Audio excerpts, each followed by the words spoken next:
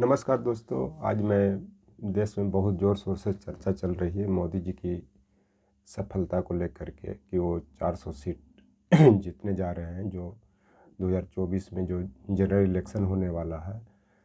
तो उसी पर मैं अपना विचार व्यक्त कर रहा हूं। तो मैं आपको बता देना चाहता हूं कि मुझे जो अनुमान है, मोदी जी की सफलता पर संशय हो रहा है, मैंने संदेह हो रहा है। उसका कारण क्या है कि देश में जिस तरह की बेरोजगारी फैला हुआ है, उसके बाद बहुत तरह तरह की समस्याएं हैं। क्योंकि आज देश में जो कम से कम 20 करोड़ से ऊपर बेरोजगारी हो चुका है, जबकि ये बोले थे कि प्रति वर्ष मैं 2 करोड़ लोगों को रोजगार दूंगा। तो अगर 10 वर्ष में देखा जाए तो 20 करोड़ लोग को रोजगार उपलब्ध हो जाता है। चाहे रेलवे हो, चाहे शिक्षा हो, चाहे किसी भी क्षेत्र में भी की बात कर ले, कहीं न कहीं कोई रोजगार नहीं है। दूसरी चीज़, तो अगली बात तो मैं ये आपको बता देना चाहता हूँ कि जो ये बात करते थे कि मैं 20 करोड़ लोगों को रोज़गार दूंगा, लेकिन सच्चाई ये है कि अगर 20 करोड़ लोगों को रोज़गार मिल जाता तो आज 80 करोड़ लोगों को खाद्यान्न मुफ्त पे नहीं बांटना पड़ता। ये सही बात है। जो सही है से सही है, उस पर आदमी को स्वीकार करना चाहिए। इसका जो सबसे बड़ा जो कारण जो देश में बेरोजगारी आने का हुआ, सबसे पहले तो इन्होंने जो 8 नवंबर 2016 को जो डिमोनेटाइजेशन किया, उसके कारण देश की अर्थव्यवस्था एकदम बर्बाद हो गया। देश की अर्थव्यवस्था बर्बाद होने के कारण ही, उसका प्रमुख कारण था कि जिनके पास जो रुपया था, जो सब डिमोनेटाइजेशन में सब वो ख़त्म हो गए, बर्बाद हो गए।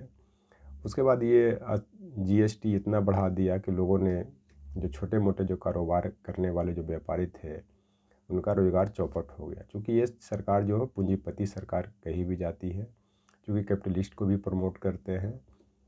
उसका उदाहरण आपको बता देता हूँ। जो 3 कृषि बिल कानून लाया गया था, जो किसान पहले बार जो आंदोलन चलाए थे, उसमें जो खास करके वो जो कृषि नीति थी वो किसान विरोधी थी। इस कारण भी वो कृषि बिल के को मैंने किसान विरोधी होने के कारण ही उसको वापस लेना पड़ा और किसान सड़क पर नहीं उतरे। किसान सड़क पर उतरे और अंततः जब वो बिल को वापस लिया गया तो किसानों ने आंदोलन खत्म किया। लेकिन पुनः ये आंदोलन फिर अपने चरम सीमा पर पहुँच चुका है। उसका जो 3 कृषि बिल को लेकर जो एमएसपी है, या फिर और जो कृषि बिल का जो प्रोविज़न किया गया था, या जो वादा किया गया था कि सरकार के द्वारा किसान हित में काम की जाएगी, लेकिन नहीं करने के कारण फिर ये आंदोलन उभार पे आ गया। अगली चीज़ तो मैं आपको बता देना चाहता हूँ कि जो अभी का जो परिप्रेक्ष्य है कि जो 400 पार करने की बात कर रहे हैं, तो मुझे लग रहा है कि अगर ये 400 पार कर गए तो हो सकता है कि डीजल पेट्रोल की कीमत 400 रुपया पार कर जाएगा। 400 रुपया पार करने के कारण ही देश में महंगाई बढ़ेगी तो तरह तरह की समस्याएं आएगी। देश का भी जो राजकोषीय घाटा है बहुत बढ़ा हुआ है। ये किसी से छिपी हुई बात नहीं है, ये सब लोग जानते हैं। राजकोषीय घाटा बढ़ने के कारण ही देश की स्थिति खराब है। और देश पर इतना कर्ज है कि जो भी टैक्स से जो पैसे आ रहे हैं, वो पैसा कर्ज भरने में जा रहा है। तो मेरा कहने का मतलब है कि ये सब जो बातें हैं, अगर ये सब विपक्ष के लोग या जो इंडिया गठबंधन में जो भी दल शामिल हैं, अगर इसका अच्छा से प्रचार प्रसार किया जाए, जनता तक पहुंचाया जाए, तब हो सकता है कि मोदी जी की सफलता पर संशय होगा और जीत भी नहीं पाएंगे। क्योंकि कोई भी पार्टी या पार्टी का नेता यह नहीं कहता है कि मैं हार रहा हूँ। अपना एक आधार बनाता है, अपना एक पक्ष रखता है, जीत की लहर पैदा करता है ताकि उनको सफलता मिले, वो बहुमत प्राप्त करें और सरकार बनाए। और रह गई जहाँ तक धारा 370, जो जम्मू कश्मीर को विशेष राज्य का दर्जा दिया जाता था, उसको हटाना, अयोध्या का इशू, ये सब चीज़ एक पॉजिटिव चीज़ है।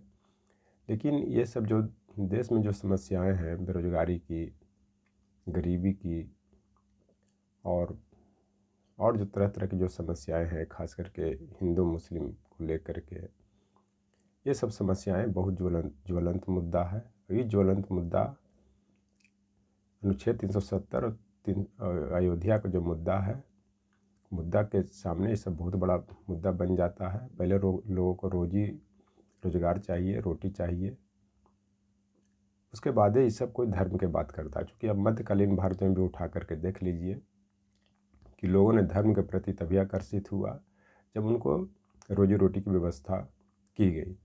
अब मध्यकालीन में भी देख ले, चाहे कोई भी व्यक्ति ने, चाहे हिंदू धर्म का हो चाहे मुस्लिम धर्म का हो, बड़े बड़े इसमें धार्मिक नेता हुए, धार्मिक प्रवचक हुए, उसमें कबीर भी हुए, सूरदास भी हुए, रसखान भी हुए, रहीम भी हुए, लेकिन वो जनता को तभी प्रभावित कर पाए जब जनता के पास खाने की व्यवस्था हो गई, तभी धर्म के प्रति आकर्षित हुए, अन्यथा नहीं हुए। वही स्थिति आज का है कि कोई भी व्यक्ति अगर धर्म के प्रति आकर्षित होगा तो पहले उसका पेट भरेगा, तभी वो आकर्षित होगा। चूँकि एक कहावत भी है कि भूखे पेट भजन हुई न गोपाला, क्योंकि भूखे पेट भजन नहीं हो सकता है। मेरा कहने का मतलब है कि जब लोगों को खाने की व्यवस्था होगी, रोजगार की व्यवस्था होगी, तभी लोग धर्म के प्रति आकर्षित होंगे। इस चलते ये बताना कि अयोध्या के इशू पर या अनुच्छेद 370 के इशू पर ये 400 पार कर जाएंगे, मुझे नहीं लग रहा है। क्योंकि अभी डीजल पेट्रोल 100 पार चल रहा है, तो ये भारतीय जनता पार्टी भी 100 पार करेगी, ये अपना अपना अनुमान है।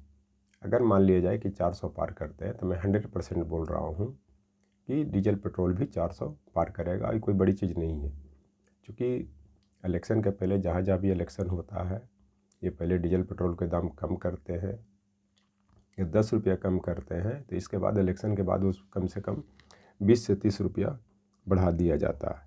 ये किसी से छिपी हुई बात नहीं है। दूसरी चीज़ तो जो नौकरी देना तो दूर की बात है, जो नौकरी में जो लोग हैं उनको भी निकाला जा रहा है, छटनी किया जा रहा है। जैसे मान लिया जाए कि अग्निवीर जैसे जो सेना का जो बहुत सामरिक, देश की सामरिक शक्ति होती है, उसमें जो अग्निवीर का जो कॉन्सेप्ट लाया गया है, एक तरह से बेरोजगारी पैदा करने वाला ही कॉन्सेप्ट है। इस तरह से इसी क्षेत्र में नहीं, बहुत सा क्षेत्र में भी है जो रिटायरमेंट का एज कम किया जा रहा है, किसी को ज़बरदस्ती हटाया जा रहा है, जो उस पार्टी से विचारधारा से जो बिलोंग नहीं करते हैं उनको ज़बरदस्ती रिजाइन दिलवाया जा रहा है, पद से हटाया जा रहा है। इस तरह से अगर यहाँ के लोग, खास करके जो विपक्षी पार्टियाँ हैं, अगर ये सब चीज़ों को अच्छा से बन जाए तो इन लोग को शक्ति मिल सकती है। और जुझारपन के साथ ग्रास रूट पे काम करने की ज़रूरत है, रात दिन मेहनत करने की ज़रूरत है। क्योंकि अभी इलेक्शन में तो 2-3 महीना टाइम बच रहा है। अगर ईमानदारी से मेहनत की जाती है तो इन लोग की सफलता मिल सकती है और मेहनत से चीज़ें पाई जा सकती है।